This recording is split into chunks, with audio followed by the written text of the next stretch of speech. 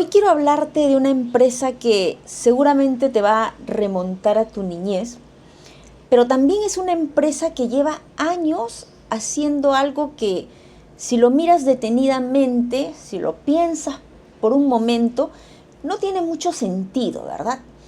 O sea, me refiero a que si la analizamos con la lógica con la que se analizan normalmente los negocios, esa empresa debería haber desaparecido hace mucho tiempo. Porque, a ver, no tiene el producto más potente, no tiene los mejores gráficos, no compite como las demás.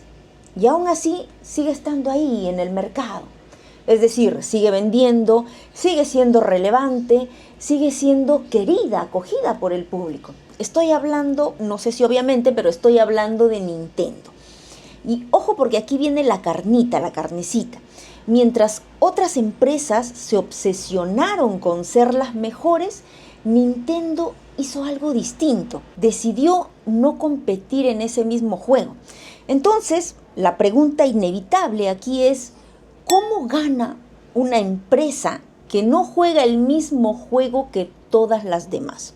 Y ese es el punto, la pregunta que vamos a desmenuzar el día de hoy en este vídeo. Si te interesa, dentro vídeo.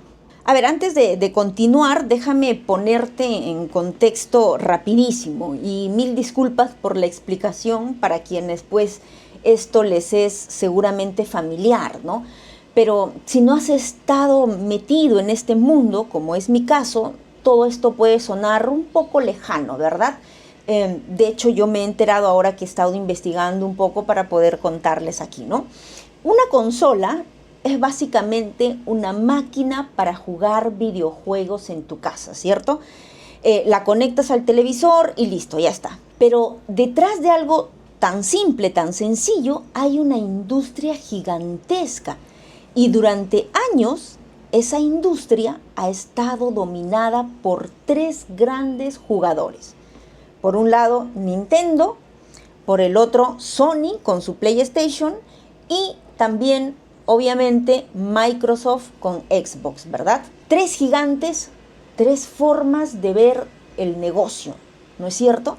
Y algo todavía más importante, esto no va sobre videojuegos, no es solamente entretenimiento, es una guerra de saber quién entiende mejor al cliente o más rápido y de quién decide mejor en qué juego competir. Ahora déjame irme un poquito atrás, remontémonos al año 1949. En Japón, un joven de apenas 22 años toma el control de la empresa familiar. Su nombre, Hiroshi Yamauchi. Y aquí viene la principal sorpresa, o la primera sorpresa, ¿verdad? Nintendo no hacía videojuegos. Nintendo vendía cartas en sus comienzos, así como lo escuchaste. Una empresa tradicional, familiar, antigua, de esas que uno pensaría pues que iban a seguir haciendo lo mismo toda la vida, ¿verdad? Esa era Nintendo. Pero Yamauchi no pensaba así. Él entendió algo que muchas empresas suelen olvidar, ¿verdad? Que una empresa no sobrevive por aferrarse a lo que siempre hizo bien. Sobrevive cuando sabe cambiar. Y Nintendo, vaya que cambió.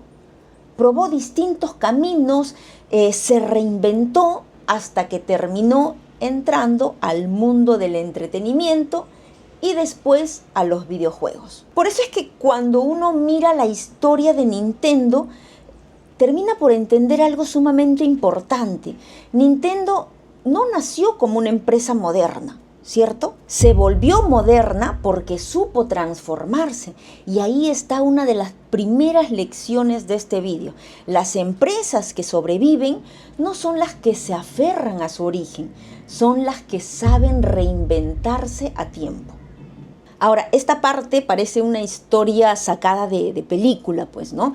Pero es real, es totalmente real. Nintendo y Sony, para que lo sepan, no fueron siempre competidores. De hecho, en algún momento iban a ser socios, ¿cierto? Estaban, pues, trabajando juntos en un proyecto, en una consola que iba a combinar lo mejor de cada uno, ¿verdad? Es decir, Nintendo ponía pues su experiencia en videojuegos y Sony ponía obviamente la tecnología. Y todo apuntaba a que este proyecto iba a ser pues un exitazo, ¿verdad? Estaba todo listo, todo encaminado, hasta que pasa algo que definitivamente lo cambia todo. Nintendo, nada más y nada menos, decide romper el acuerdo que tenía con Sony. Pero vean ustedes que no lo hace en privado, es decir, no lo conversa primero con Sony, no lo negocia, lo hace en público, en un evento, frente a todos, ¿no?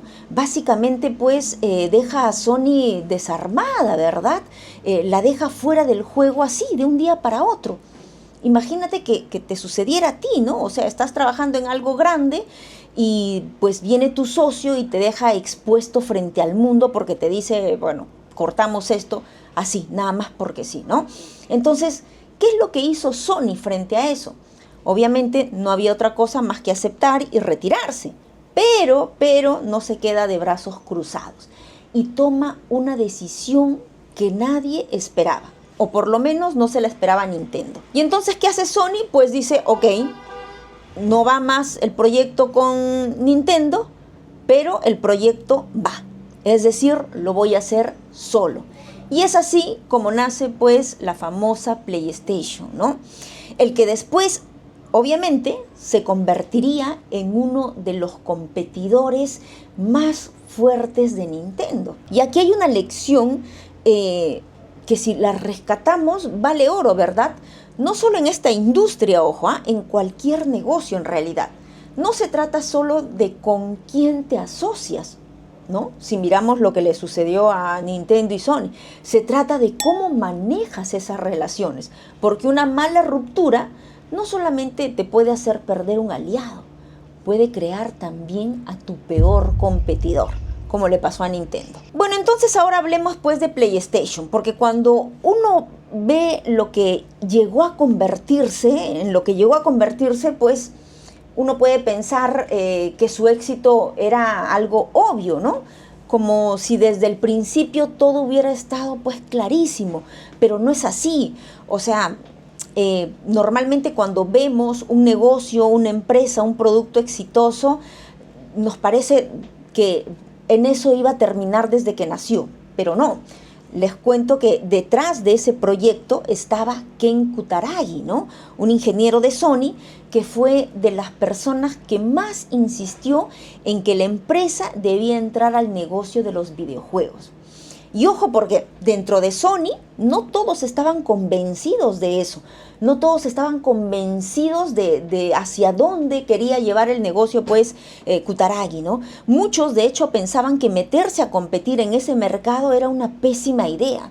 Y si lo analizas, lo piensas por un minuto, pues aparentemente algo de razón había, ¿no? Porque Sony era pues muy fuerte en electrónica, ¿no? Televisores, sonido, tecnología, pero ya entrar al mundo de los videojuegos, eso es otra cosa, ¿no? Entrar a competir, básicamente era pues entrar a competir en una industria totalmente nueva para Sony contra una empresa que ya llevaba o que ya le llevaba ventaja y que en ese momento era un gigante, ¿no? O sea, tenía que enfrentarse a Nintendo con cero experiencia. Ahora, todo eso súmale un problema más. La PlayStation se acercaba a su lanzamiento y todavía tenía algo muy delicado en contra.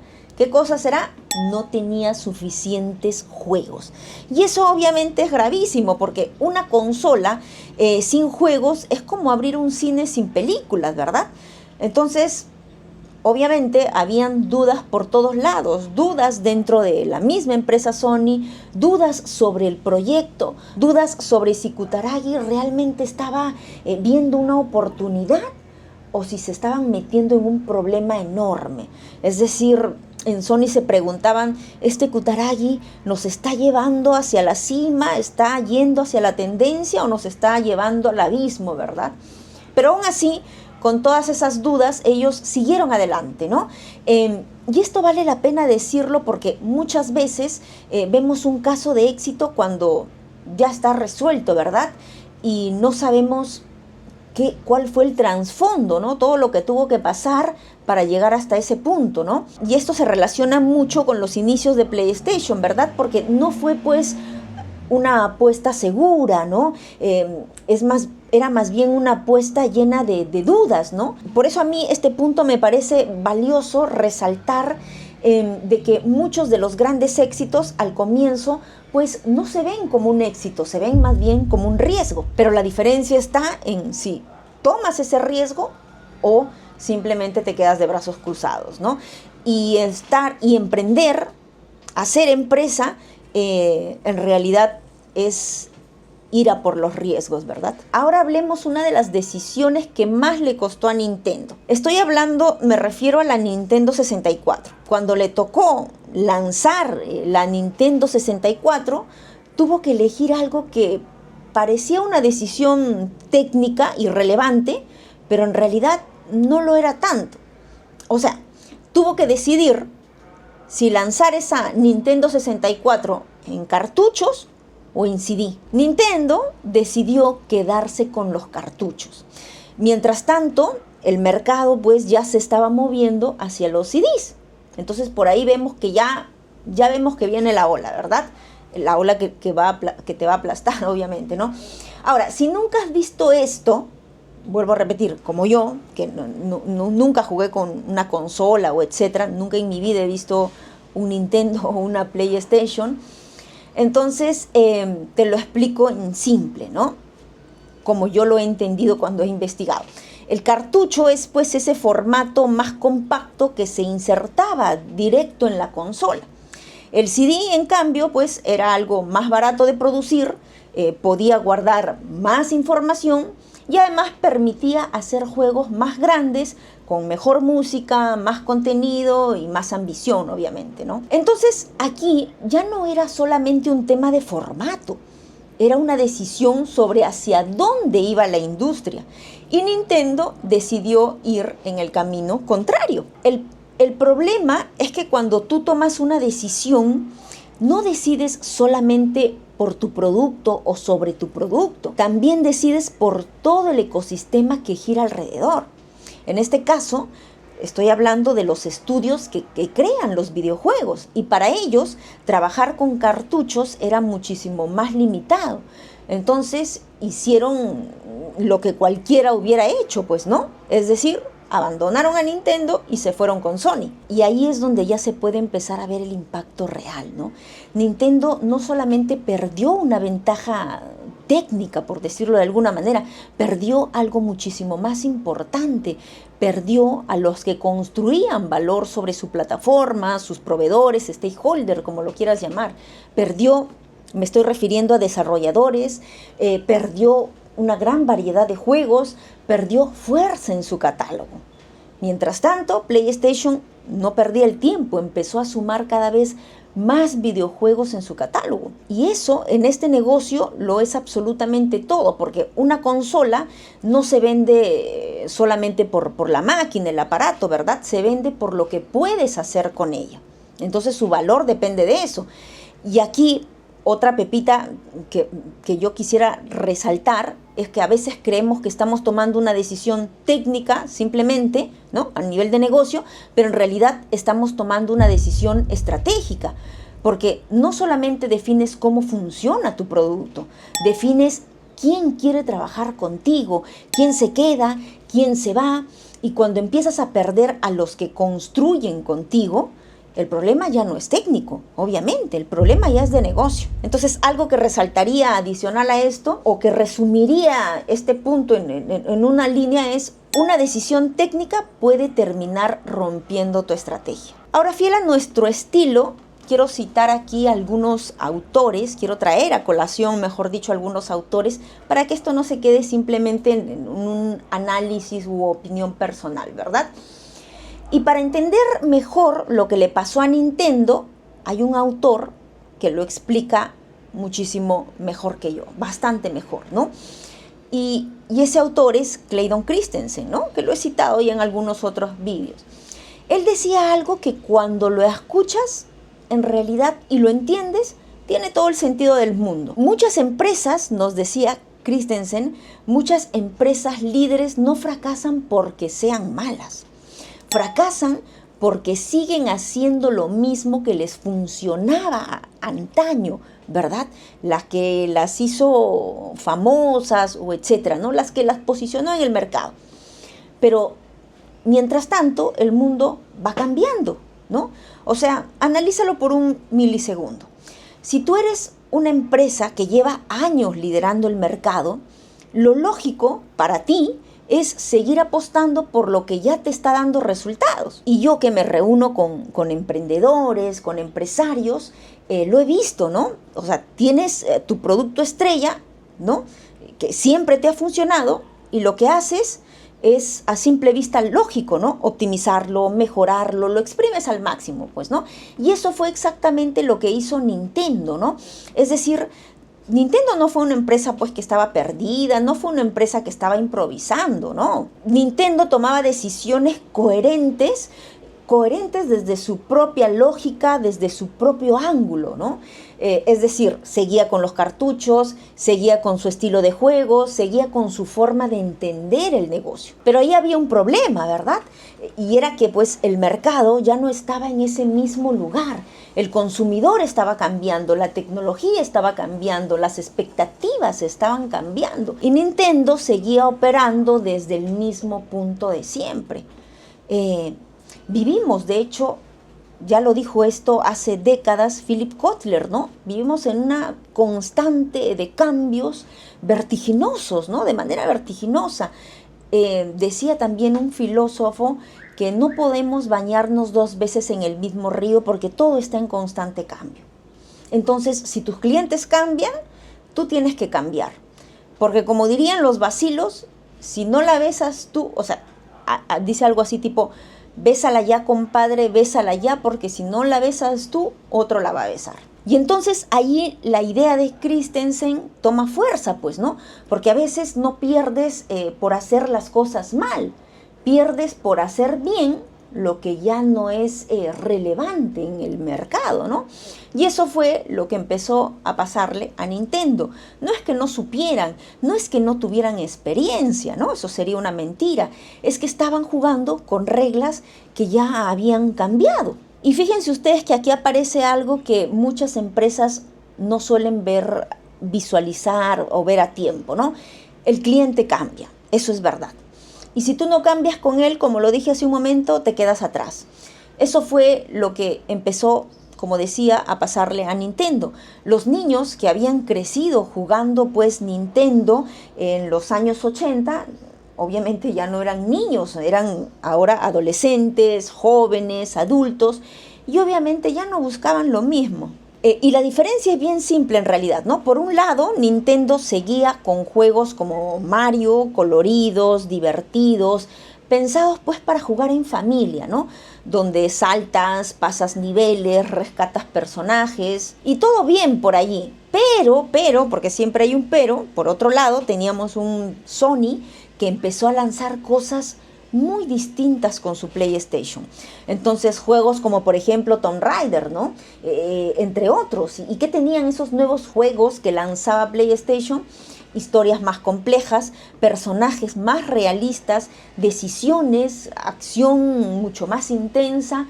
Ya no era simplemente pues jugar, era meterte en una historia, era sentir que estabas dentro de otro mundo. Entonces obviamente no se trataba solamente de una consola distinta, ¿no? Era una experiencia completamente distinta. Nintendo te decía, por un lado, ven, juega y diviértete, y PlayStation o Sony te decía, entra a este mundo y quédate. Y aquí está la clave de todo, ¿no? Sony entendió que ese niño que jugaba, ¿no? En los 80 ya había crecido y ahora quería algo diferente. Mientras tanto, Nintendo seguía hablando en el mismo tono de antes, ¿no? Con el mismo lenguaje. Y ojo, porque no es que Nintendo estuviera mal, no, simplemente estaba alineada con un tipo de público mientras el mercado ya se estaba moviendo hacia otro lado. Y aquí hay una lección que en marketing es básica, pero que muchas empresas olvidan, ¿cierto? Si tu cliente cambia, vuelvo a repetirlo, tú tienes que cambiar con él. Porque si no lo haces tú, alguien más lo va a hacer por ti. Y eso fue exactamente lo que pasó aquí, lo podemos resumir en eso. Sony leyó mejor el momento. Nintendo, en cambio, tardó un poco más en reaccionar. Y esa diferencia, ese pequeño lapso de diferencia en los negocios, sale caro. Se paga una factura que muchas veces te puede costar incluso el negocio. Ahora quiero llevarte por unos segundos a lo que probablemente ya has escuchado antes, seguramente en tus clases de universidad, en tu época universitaria, cuando te hablaban de estrategia, ¿no? Era inevitable que tu profe te hablara de estrategia sin mencionar a Porter, ¿verdad? Michael Porter, el de las famosas 5 fuerzas, ¿no? Las 5 fuerzas de Porter. Yo no te voy a hablar acá de las 5 fuerzas, pero sí te voy a recordar que Porter decía algo sumamente simple. ¿Y qué será eso? Pues que cuando todas las empresas compiten por lo mismo, terminan peleando entre ellas. Obvio, ¿no? Es decir, bajando sus precios, tratando de ser mejores, copiándose, y eso se vuelve pues una guerra infernal, ¿cierto? Ahora llévalo, trae ese concepto a este caso. Sony estaba apostando por mejores gráficos, juegos más realistas, mucho más potentes, ¿verdad? Y Nintendo en algún momento intentó jugar en ese mismo juego, ¿no? Con las reglas que ponía Sony. Es decir, intentó competir ahí. Hizo su mejor esfuerzo. Pero, ¿cuál fue el problema? Yo creo que salta a la vista, ¿no?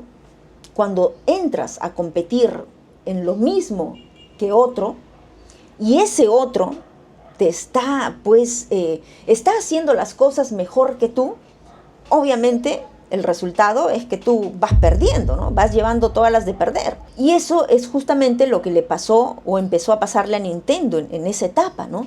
No porque fuera una mala empresa, sino porque estaba compitiendo en un terreno donde pues ya no tenía la ventaja. Así que en este punto solamente quédate con esta idea. No siempre pierdes por hacer las cosas mal. A veces, y solo a veces, pierdes por competir en el lugar equivocado. Y eso nos suele pasar también como profesionales, en nuestra carrera profesional, ¿verdad? No solamente a nivel de emprendimiento o empresa. Pero después de todo eso sucede algo interesante, por decirlo de alguna manera. Después de perder terreno compitiendo en lo mismo contra Sony, Nintendo toma una decisión, porque los negocios están llenos de toma de decisiones. Nuestra vida personal también, ¿verdad?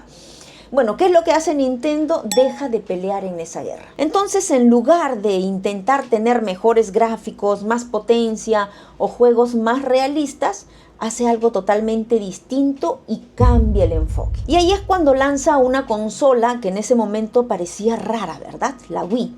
Para que te hagas una idea, normalmente los videojuegos se jugaban sentado con un control lleno de botones, ¿verdad?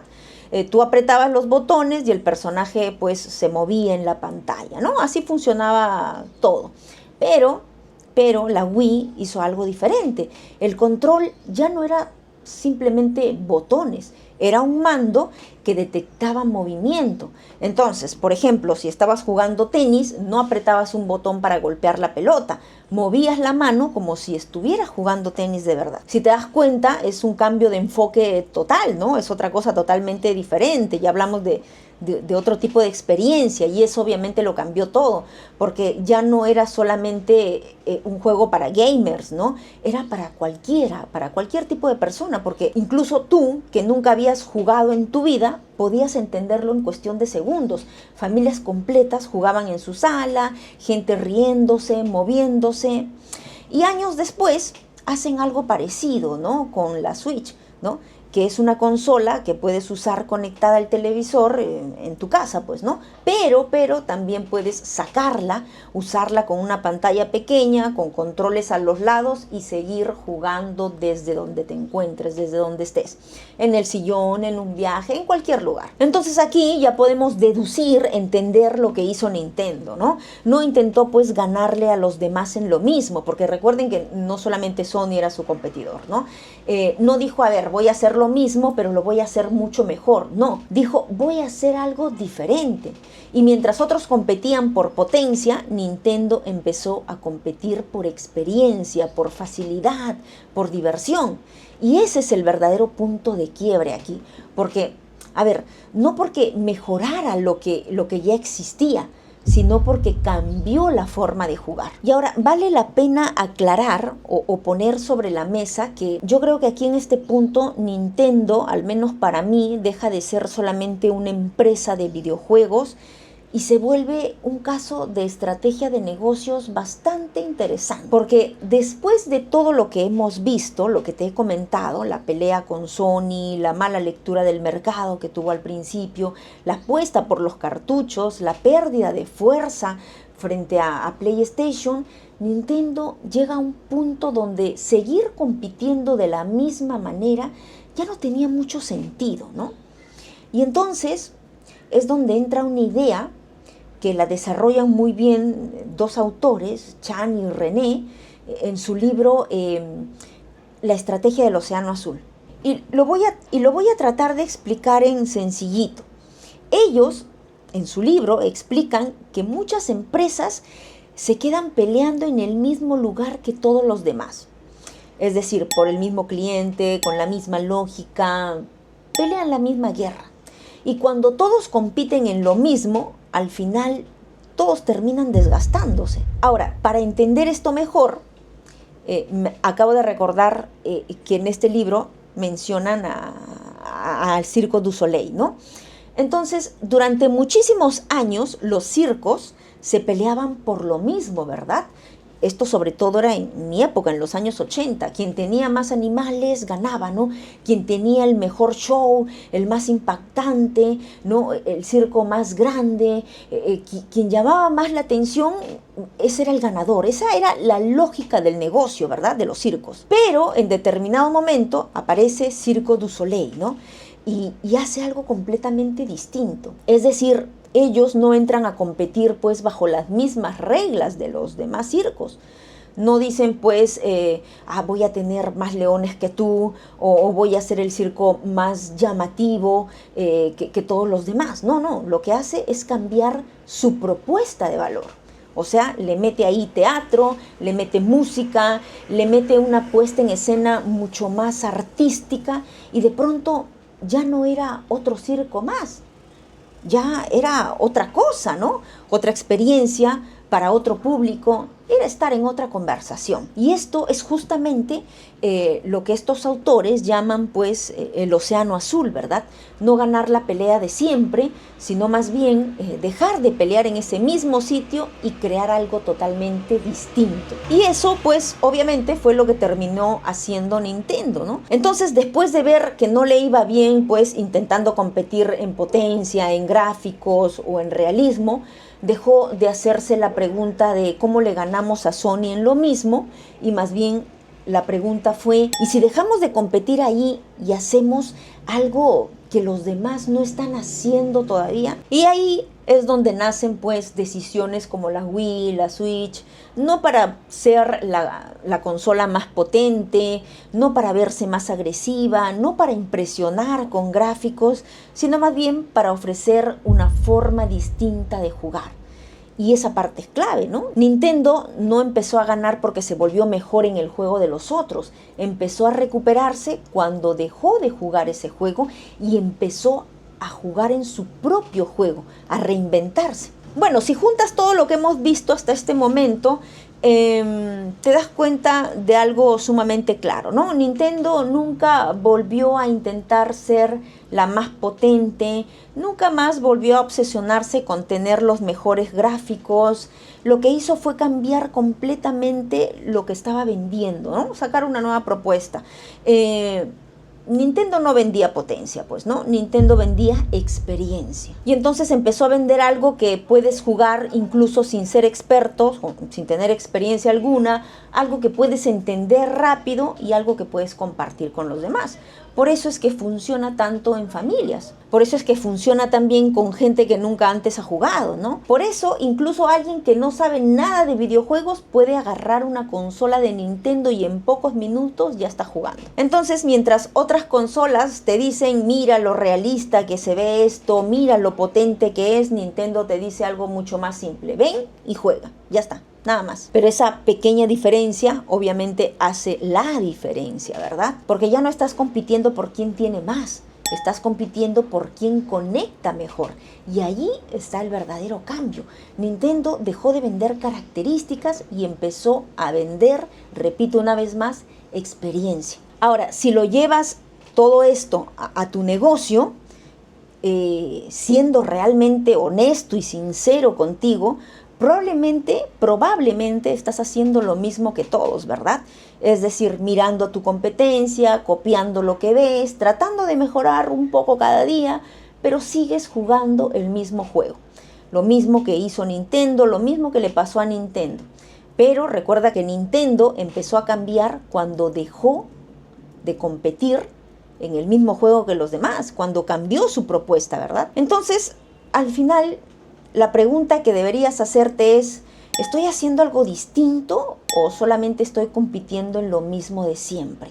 Tal vez por comodidad. Y si estás, pues, en lo mismo que todos están, es bien difícil que alguien te elija, ¿no? De hecho, yo para complementar les recomendaría, hay un librito que se llama La vaca púrpura de Seth Godin, ¿no? Y bueno, ya para cerrar, si te gustó este tipo de contenido, déjame un fuerte like como parte de tu apoyo. Además, suscríbete y dale click a la campanita porque aquí hablamos de negocio de verdad, sin humo. Yo soy Annie Guevara, sabes que hace años que tengo una agencia de marketing y en mis tiempos libres soy docente universitaria. Hasta la próxima. Chao, chao.